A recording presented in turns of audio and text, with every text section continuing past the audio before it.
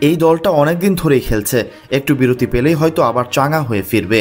West ইন্ডিজের বিপক্ষে ৩-০ ব্যবধানে হোয়াইট ওয়াশের পর সংবাদ সম্মেলনে ক্লান্ত চোখে পরিশ্রান্ত কণ্ঠে এমনটাই জানালেন বাংলাদেশের টি-20 দলের অধিনায়ক লিটন কুমার দাস।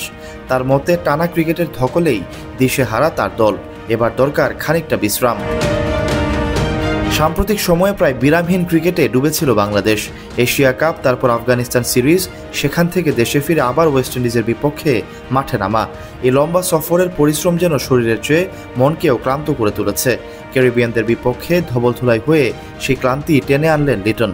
তার ভাষায়, অনেক সময় একটানা খেলে অবসাদ চলে আসে, আপনি চাইলেও সবকিছু আপনার অনুকূলে যায় না, বিরতি পেলে নতুন উদ্যমে ফিরে আসা সম্ভব।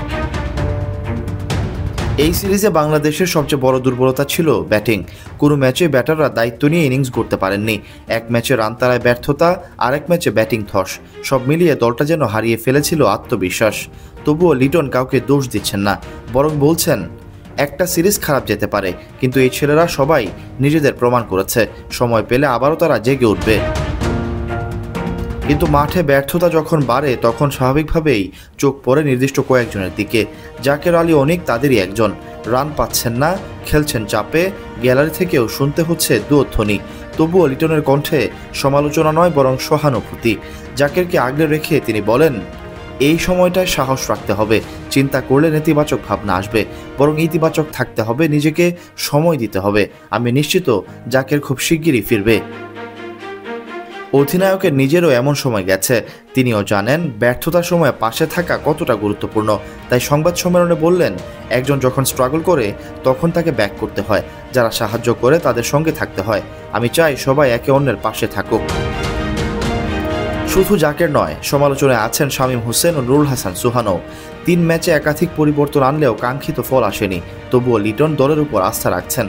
তার ভাষায়, প্রতিনিয়ত খেলোয়াড় বদলালে ফল ভালো হবে না, নতুন কেউ এলে যে সে ভালো করবে তার গ্যারান্টি নেই। যারা অনেকদিন ধরে খেলছে তাদের উপরেই বিশ্বাস রাখতে হবে। টি-20তে ব্যাটারদের শট নির্বাচনে ঘাটতি নিয়েও কথা বলেন লিটন। তার মতে, বিশ্ব ক্রিকেটে এখন অনেক এগিয়ে গেছে, আমরা এখনও অনেক কম রিভার্স সুইপ খেলি। স্কিল বাড়াতে হবে, কখন কোন শট খেলতে হবে সেটা বুঝতে হবে। এছাড়া এই সিরিজে ডিউ ও শুকনো উইকেটের প্রভাবও টেনেছেন লিটন। আমরা শুকনো উইকেটে ব্যাট করেছি, তারা করেছে ডিউ উইকেটে, পার্থক্যটা এখানেই। সবশেষে অধিনায়কের কণ্ঠে আশার সুর। ক্রিকেট এমন এক খেলা যেখানে প্রতিদিনই নতুন সুযোগ আসে। এখন অন্তত 10 দিনের মতো বিরতি পাচ্ছি, এটা সবাইকে রিফ্রেশ করবে। আয়ারল্যান্ড সিরিজের আগে আমরা ভালোভাবে ফিরে আসব। চট্টগ্রামের টি-20 সিরিজের ফলাফল যতই হতাশার হোক, লিটনের কথাতেই হয়তো ভরসা খুঁজে নিচ্ছে টাইগারদের ড্রেসিং রুম। সমালোচনার ভেতর থেকে অধিনায়ক যে নিজের দলকে আগলে রাখছেন, সেটাই হয়তো বাংলাদেশ ক্রিকেটের সবচেয়ে প্রয়োজনীয় বার্তা এই মুহূর্তে। সৈয়দ সাকিব, অনফিল্ড।